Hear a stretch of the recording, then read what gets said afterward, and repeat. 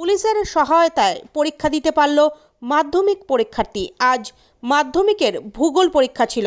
হঠাৎই ওই ছাত্রীর পরীক্ষা দিতে এসে মনে পড়ে অ্যাডমিট কার্ড বাড়িতে ফেলে এসেছে ঘুষুরি ভূতবাগানের পরীক্ষার্থী ফতেমা খাতুন। মাধ্যমিকে তার সিট পড়েছিল বেলুর হাই স্কুলে। জীবনের প্রথম বড় পরীক্ষায় বড় ভুল। যদিও ওই ছাত্রীর মনোবল এতটুকু নষ্ট হতে দেয়নি বালি ট্রাফিক গার্ডের এএসআই শঙ্কর গোস্বামী।